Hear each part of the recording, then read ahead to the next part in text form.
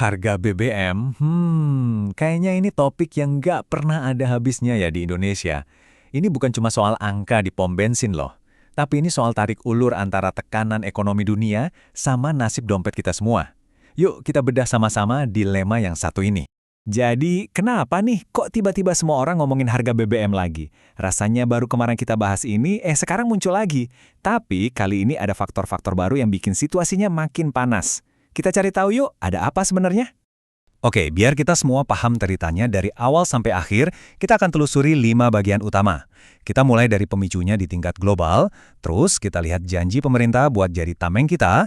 Setelah itu, kita intip gimana pertarungan di dalam anggaran negara, ngerasain langsung efeknya di kantong kita, dan terakhir, coba cari jawaban. Ada nggak sih solusi jangka panjang buat masalah ini? Oke, kita mulai dari babak pertama. Kenapa harganya bisa meroket? Nah, ini penting banget buat kita sadari, akarnya itu jauh di luar Indonesia. Anggap aja, kita semua lagi ada di dalam sebuah panci presto raksasa di tingkat global. Ini dia nih biang keladinya, $100 Amerika per barel. Begitu harga minyak mentah dunia nyentuh angka psikologis ini, semua negara yang impor minyak, termasuk kita Indonesia, pasti langsung ngerasain guncangannya. Nah, kata para analis pasar, ada beberapa penyebab utamanya. Pertama, ada ketegangan geopolitik. Contohnya konflik Amerika Serikat sama Iran, itu bikin pasar jadi was-was. Terus, ada juga kebijakan produksi dari negara-negara penghasil minyak, yang kita kenal sebagai OPEC+. Plus kondisi ekonomi global yang lagi nggak menentu. Semuanya ini kalau digabung ya, mendorong harga minyak ke langit. Oke, di tengah badai harga minyak global ini, pemerintah kita mencoba pasang badan. Pemerintah coba jadi perisai buat kita semua. Mari kita lihat janji apa yang mereka kasih. Nah, ini dia janjinya. Tegas banget, harga BBM bersubsidi nggak bakal naik.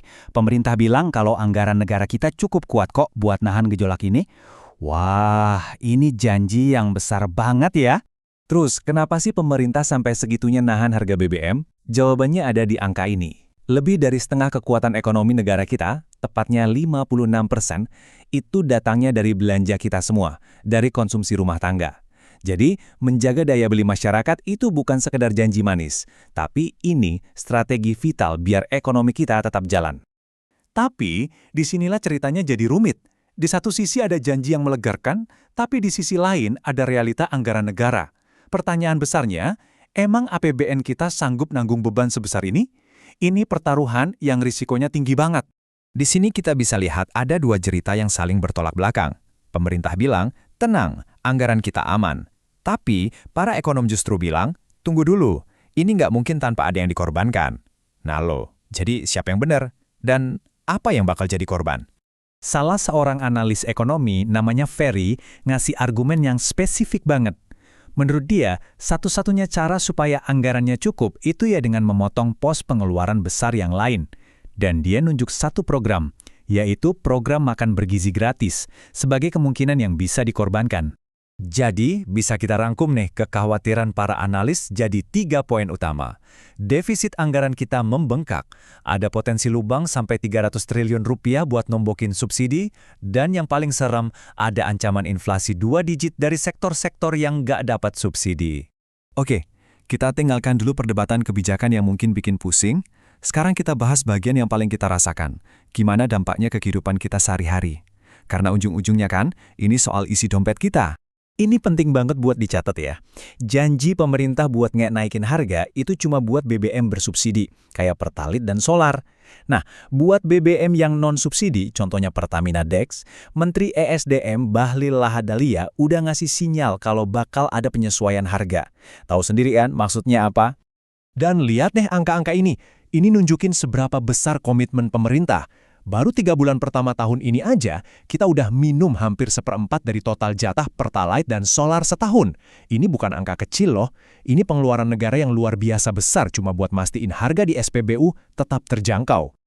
Kenaikan harga BBM non-subsidi itu ibarat kita nyenggol domino pertama. Efeknya berantai kemana-mana. Biaya transportasi naik, ongkos kirim barang jadi mahal, yang akhirnya bikin harga kebutuhan pokok juga ikut-ikutan naik. Dan tekanannya ini makin berasa, apalagi pas momen menjelang Lebaran, di mana pengeluaran kita biasanya lagi tinggi-tingginya. Dan ya tentu saja, masyarakat nggak tinggal diem. Kalau kita lihat sentimen di media sosial, hasilnya udah bisa ketebak. sebagian besar masyarakat khawatir dan menolak kenaikan harga. Ini cerminan kecemasan yang nyata di lapangan.